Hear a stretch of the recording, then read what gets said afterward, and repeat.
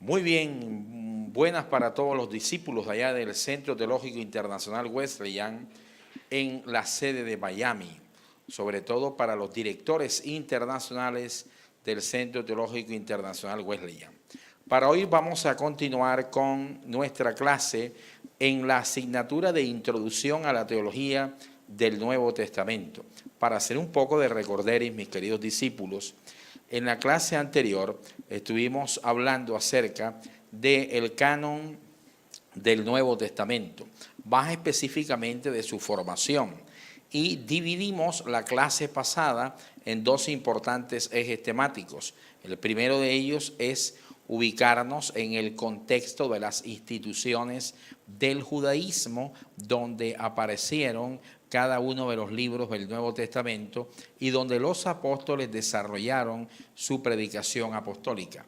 El segundo de esos ejes temáticos en el cual quedamos, y hoy vamos a continuar, fue acerca de cómo se fue formando cada uno de los libros del Nuevo Testamento al interior de la iglesia. De esa segunda clase, de ese segundo eje temático, decíamos que los libros del Nuevo Testamento se escribieron en la primera etapa en la historia de la iglesia, como es la etapa apostólica. Que la etapa apostólica recibe ese nombre o calificativo porque sus protagonistas directos fueron los discípulos y testigos oculares de nuestro Señor, de Cristo, los llamados apóstoles del Cordero o apóstoles de primera generación. Por ejemplo, decíamos que la predicación apostólica se desarrolló en medio de un mundo bastante convulsionado, no solamente convulsionado en la civilización judía, sino también convulsionado en el régimen romano o la civilización de esa época, civilización pagana. Entonces, en medio de ese mundo convulsionado se desarrolla la predicación apostólica. Que el primer libro del Nuevo Testamento, decíamos, que se redactó o escribió fue el Evangelio Sinóptico de San Mateo en el año 37 de la era cristiana. Posteriormente no vinieron el resto de los evangelios porque hay que recordar que el orden actual que tienen nuestras Biblias no es un orden cronológico, sino que es un orden temático. Como es un orden temático, después del Evangelio de Mateo, vienen el resto de los evangelios, sobre todo Lucas y Marcos, porque a los primeros tres evangelios se les da el nombre o calificativo de sinópticos. Ese nombre se les colocó por un gran teólogo alemán hacia el siglo XIX. Él les colocó esa designación o nombre porque el relato de los primeros tres evangelios es muy parecido. Después encontramos el evangelio joánico, que es diferente a los tres primeros, porque el evangelio joánico o el de Juan es eminentemente teológico. Pues ese es el orden temático. El orden cronológico es otro. Después del Evangelio de Mateo, que fue el primer documento histórico que encontramos en el Nuevo Testamento, no se escribe en el resto de los evangelios, sino la epístola de Santiago, que se escribió más o menos, porque estas son fechas aproximadas, mis queridos discípulos, allá del Centro Teológico Internacional Wesleyan en Miami. Más o menos está ubicado Santiago entre el año 46 y el año 49. También señalamos que el último libro que se escribe del Nuevo Testamento es el libro del Apocalipsis, que se redacta hacia el año 96 de la era cristiana. En el año 100 muere el último apóstol, que es el apóstol Juan, el último de los apóstoles en morir, Juan.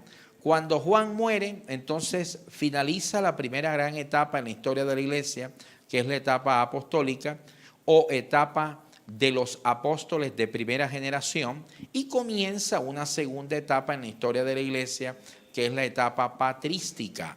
Se le llama etapa patrística en historia eclesiástica y en teología a una segunda etapa donde los protagonistas fueron discípulos de los apóstoles, llamados los padres apostólicos, y otros que no fueron discípulos directos de los apóstoles, pero que fueron discípulos inmediatos de los discípulos de los apóstoles, y a esos se les conoce en el mundo de la historia de la iglesia como los padres de la iglesia.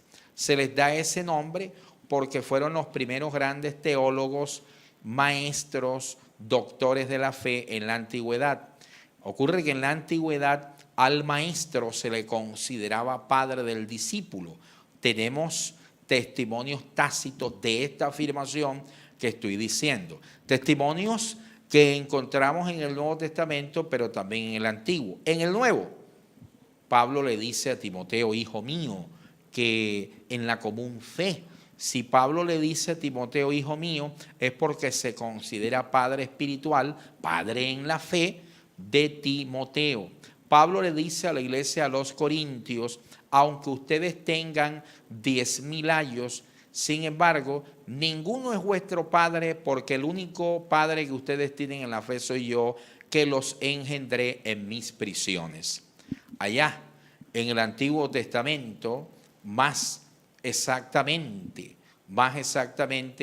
en la historia de Elías con Eliseo, pues cuando Elías es llevado por el Señor, es trasladado a la patria eterna, Eliseo clamaba, Padre mío, carro de Israel y su gente de a caballo. Le decía, Padre mío, era Elías, su mentor, su padre espiritual, que estaba siendo quitado de Eliseo. Entonces, en la antigüedad, el maestro se le consideraba padre de su discípulo. Pues en la época de los padres de la iglesia, en la época patrística, no solamente circulaban los libros del Nuevo Testamento, que son 27, sino que también circulaban otro grupo importante de libros, como era la literatura eclesiástica, un grupo de cartas o epístolas escritas por los padres apostólicos. Los padres apostólicos fueron Ignacio de Antioquía, discípulo de Pedro y Pablo, Policarpo de Esmirna, discípulo del apóstol Juan, el obispo Papías de Hierápolis, repito, Papías de Hierápolis, discípulo también del apóstol Juan, estos Clemente Romano o Clemente de Roma, que muchos historiadores afirman que el padre apostólico Clemente de Roma fue o es el famoso Clemente, discípulo del apóstol Pablo, que Pablo menciona en una de sus cartas o en una de sus epístolas. Pues ellos escribieron un grupo importante de cartas para edificar la iglesia después de la muerte o fallecimiento de todos los apóstoles. Pero ocurre que al interior de la iglesia no solamente estaban cristianos que habían asumido su fe de manera sana, o sea, cristianos que se habían adherido a la sana doctrina, que eran pregoneros del mensaje genuino de Cristo, sino que también se empezaron a presentar en la época de los apóstoles y en épocas posteriores los primeros movimientos heréticos, las primeras falsas doctrinas. Dentro de ese marco de movimientos heréticos resaltamos en esta cita académica que tenemos hoy, pues a los gnósticos, el famoso gnosticismo. Los gnósticos permearon a la iglesia y ellos escribieron unos 40 libros, pero como la iglesia tenía muy claro, por parte de la denuncia que los apóstoles habían hecho de los gnósticos, que las enseñanzas gnósticas eran falsas, que iban en contra de la doctrina apostólica y de la teología del Nuevo Testamento, entonces los gnósticos de manera astuta pues escribieron 40 libros y a cada uno de esos libros le colocaron de autor a un apóstol, para que la iglesia creyera que esos libros habían sido escritos por los apóstoles y aceptaran las falsas doctrinas que estaban ahí. Entonces circulaban 3 grandes grupos de libros en la iglesia antigua, en la iglesia de los primeros 3 siglos. Los 27 libros del Nuevo Testamento, los las cartas o epístolas de los discípulos de los apóstoles, llamados padres apostólicos, y los 40 libros que habían sido escritos por la falsa doctrina gnóstica y que, repito, de manera terrible, falsa, habían colocado a cada libro de autor a un apóstol para engañar a la iglesia. Así que eso estaba ocurriendo durante los primeros 3 siglos. Por eso, en el canon de formación del Nuevo Testamento, porque llamamos canon del Nuevo Testamento, al listado de los libros que todas las denominaciones y confesiones cristianas aceptan como libros inspirados por Dios, que ya tenemos claro que son los 27 que están en nuestras Biblias y en las diferentes versiones de la Sagrada Escritura. Pero durante los primeros 3 siglos todavía la iglesia no había dicho de toda esta amalgama de libros cuáles eran los únicos que Dios había inspirado. Por eso, para fines prácticos en esta nuestra clase, vamos a subdividir el proceso de formación del canon del Nuevo Testamento en 3 grandes tiempos históricos o en 3 grandes etapas. En primer lugar, encontramos la primera gran etapa, que es la etapa de escritura, donde se escriben los 27 libros del Nuevo Testamento. Esa etapa donde se escriben los 27 libros del Nuevo Testamento es la etapa apostólica, porque, repito, todos los libros del Nuevo Testamento se escriben durante la etapa de los apóstoles. Del año 37, Mateo, hasta el año 96, el libro de las Revelaciones o Apocalipsis. Etapa apostólica, etapa donde se redactan los 27 libros del Nuevo Testamento. Después de la etapa apostólica viene una etapa que particularmente docente amigo de ustedes, académico que está al servicio de ustedes, le llama la etapa precanónica. ¿Por qué le llamo etapa precanónica? Porque todavía la iglesia no había dicho cuáles eran los únicos libros que Dios había inspirado. Por eso le llamo precanónica.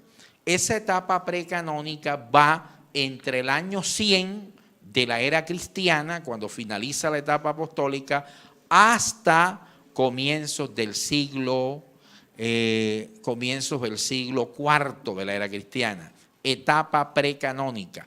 Ahí que circulaban los 27 libros del Nuevo Testamento, los escritos o epístolas de los padres apostólicos, discípulos de los apóstoles que les acabo de mencionar, más los 40 libros falsos de los gnósticos. Etapa precanónica.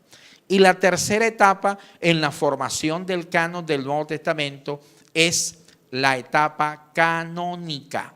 Le llamo etapa canónica porque el dictamen de la iglesia empezó a hacer una evaluación, un proceso exhaustivo de análisis para determinar cuáles eran los únicos libros sagrados inspirados por Dios para el Nuevo Testamento.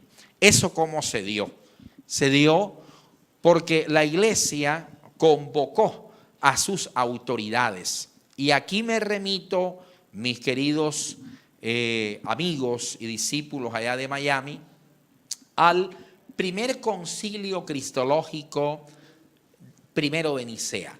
El concilio cristológico primero de Nicea fue una gran asamblea convocada hacia el año 325 de la era cristiana, comienzos del siglo IV. Fue convocado por el emperador romano Constantino. Constantino convoca a los obispos de la iglesia en ese momento para, entre algunos aspectos, definir el canon del Nuevo Testamento, para determinar de toda esta amalgama de libros cuáles eran los que Dios había inspirado. ¿Por qué se convoca a esta importante asamblea en el año 325 después de Cristo en la ciudad de Nicea?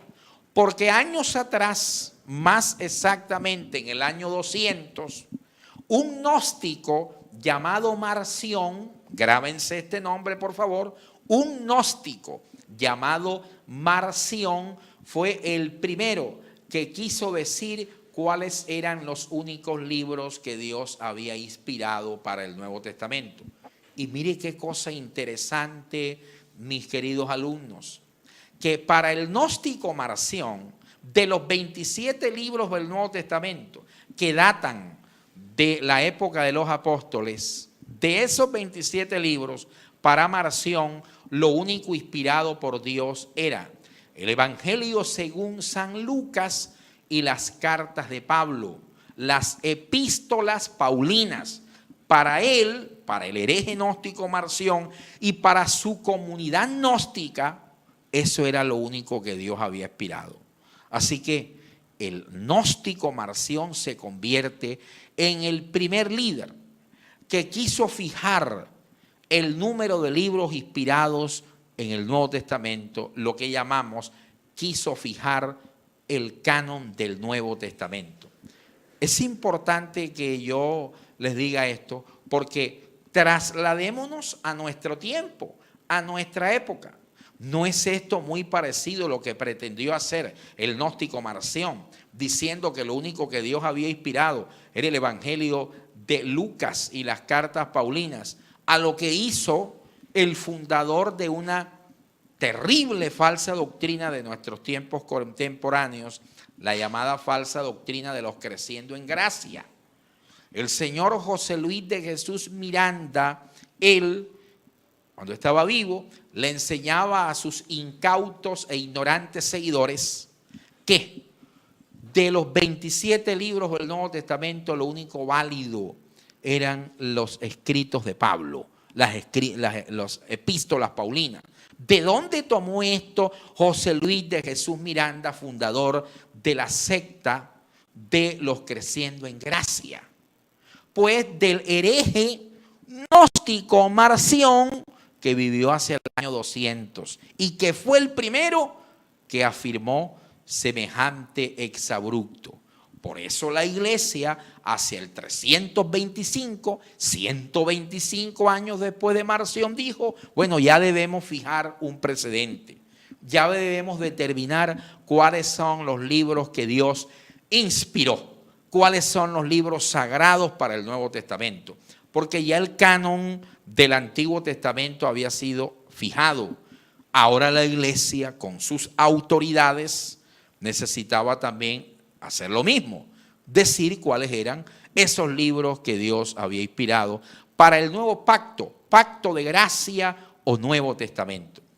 Hacia el 325, los obispos de la iglesia a nivel universal, de la iglesia indivisa, determinan que los únicos libros inspirados por Dios son los actuales 27 libros que conforman el Nuevo Testamento. De esa manera, en el 325, en el llamado Concilio Cristológico de Nicea del 325, de esa manera se cerró el canon del Nuevo Testamento y la iglesia, desde esos tiempos hasta nuestros días, tiene claro que los 27 libros actuales del Nuevo Testamento son los únicos libros inspirados por nuestro Señor para entregarlo como baluarte al cristianismo de todos los tiempos. A esa última etapa, entonces por eso le llamamos etapa canónica. Quiero en esta hora del día, pues citar a un importante historiador y a un importante teólogo que su actividad fue encomiable durante la realización del Concilio de Nicea del año 325. El gran teólogo en ese momento era un diácono, era el diácono Atanasio. Atanasio, discípulo del obispo Alejandro de Alejandría. El obispo Alejandro de Alejandría había llevado a su discípulo predilecto, el gran teólogo y diácono Atanasio, para que participara como defensor de la sana doctrina frente a las falsas doctrinas que estaban siendo debatidas en el Concilio de Nicea del año 325. Atanasio se convirtió en un paladín de la sana doctrina, en el gran apologista es defensor, el gran defensor de la fe y de la doctrina recta de la iglesia. Como Atanasio y su papel al interior de la iglesia fue tan importante y significativo, por eso el Concilio de Nicea, de manera unánime, encarga a Atanasio para que Atanasio publique el listado de los libros que habían sido fijados como únicos libros inspirados por Dios para el Nuevo Testamento.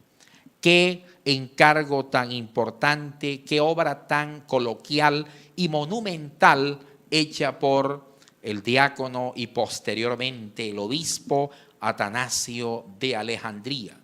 Atanasio empieza a publicar, empezó su obra coloquial de publicar cuáles eran esos libros, cuáles era la lista de los libros que la iglesia había determinado que eran los únicos inspirados por Dios para el Nuevo Testamento. Y publicó la lista para que todos los creyentes a nivel mundial supieran y tuvieran claro que esos eran los libros inspirados por Dios.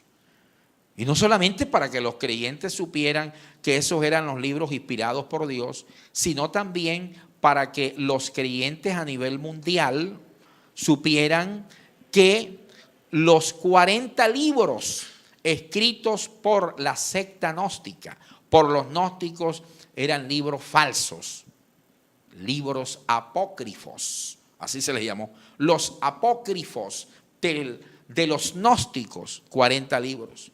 Entonces, ya con ese documento, la iglesia tenía absoluta claridad, número uno, de cuáles eran los libros inspirados por Dios, y número dos, de que los 40 libros escritos por los gnósticos eran simplemente pasquines, falsos de toda índole, porque en primera instancia los autores, los que redactaron esos libros no fueron los apóstoles, sino que los gnósticos, de manera pues estafadora, le colocó a cada libro de autor a un apóstol para engañar a la gente.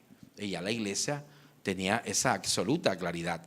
Y segundo, para que también los creyentes pues supieran que en esos libros escritos por los gnósticos lo único que se enseñaba eran las falsas doctrinas que iban en contra de la doctrina recta, de la doctrina apostólica, contenida no en esos 40 libros, sino en los 27 libros escritos por los apóstoles.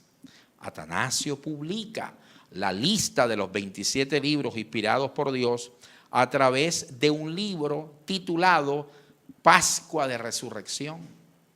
El libro Pascua de Resurrección se publica hacia el año 365 de la era cristiana y es enviado a las iglesias, a los ministros, a los obispos, a los presbíteros, a los pastores, para que oficialmente la iglesia tuviera claro cuáles eran los libros inspirados por Dios. Así que grábese ese nombre. Importante ese dato histórico. En el libro Pascua de Resurrección, el diácono y posteriormente el gran obispo Atanasio es el que el Concilio de Nicea, por la guianza de Dios, escoge para que lo recordemos en esta clase, para que él publicara y le dijera a la iglesia: no se dejen engañar, se ha cerrado el canon del Nuevo Testamento, los únicos libros que Dios inspiró para el Nuevo Testamento son estos. Libro Pascua de Resurrección. De esa forma se cerró el canon, tanto del Antiguo como del Nuevo Testamento. Ahora, aquí hay un dato interesante también para proporcionarles y para que ustedes tengan bien en cuenta. La iglesia en ese momento, el idioma que hablaba mayoritariamente era el griego. El idioma griego se impuso como lengua universal en el mundo de esa época, cuando Alejandro Magno funda el imperio griego hacia el año 330 a.C. En la clase anterior les dije que Alejandro Magno fallece hacia el año 300. ¿Por qué hacia el año 300? Porque los años antes de Cristo van en forma descendente. Estamos buscando el nacimiento y la encarnación de nuestro Señor. Entonces, Alejandro Magno muere en el año 300. Cuando él muere, el idioma griego ya era la lengua universal, era el idioma más hablado. Como decir en esta época el inglés, el idioma universal o más hablado. Si bien es cierto, los ciudadanos pertenecientes al Imperio Romano tenían un idioma en los tiempos de Jesús, que era el latín, sin embargo, los romanos también tenían que hablar griego, porque el griego en los tiempos de Jesús todavía era el idioma más hablado, mantenía su hegemonía lingüística. Entonces la iglesia, aunque nació en el judaísmo, aunque los primeros convertidos al Señor eran judíos con su lengua hebrea, la iglesia también empezó a hablar griego. Tuvo que hablar griego porque el Señor les había dicho que este mensaje tenían que llevarlo hasta lo último de la tierra. Y para llevarlo hasta lo último de la tierra hay que hablar en el idioma más hablado de la tierra, que era el griego. Entonces la iglesia, mediante el griego, pretendió y llevó el mensaje del evangelio hasta lo último de la tierra. Entonces, cuando la iglesia define el canon, tanto del Nuevo como del Antiguo Testamento, la iglesia utilizó la versión, en relación al Antiguo Testamento, la iglesia utilizaba la versión de los 70, o sea, la famosa Septuaginta, que también en la clase anterior hice un señalamiento y una mención al respecto. Dije en la clase anterior, para ubicarlos, que hacia el año 280 a.C., allá en la ciudad de Alejandría, en Egipto, pues el Sanedrín, los 70 miembros del Senado eclesiástico judío, que en griego era la Jerousia, el Senado eclesiástico judío, tradujo a petición del rey Ptolomeo Filadelfo los libros del Antiguo Testamento del hebreo al griego, para que el rey tuviera un ejemplar del Antiguo Testamento en el idioma griego en la importantísima biblioteca de Alejandría, que era el centro bibliotecario más prestante e importante en la antigüedad.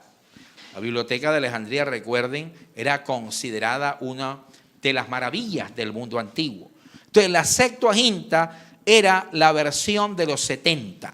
¿Cuáles 70? Los 70 sacerdotes judíos, miembros del Sanedrín, que tradujeron del hebreo al griego el Antiguo Testamento. La iglesia hacia el siglo IV, año 325, pues el Antiguo Testamento que utilizaba era ese, la Septuaginta, porque estaba en griego. Más le añadía el Nuevo Testamento. Recordemos que los libros del Nuevo Testamento fueron escritos en griego. ¿En qué tipo de griego? En el griego ecoiné.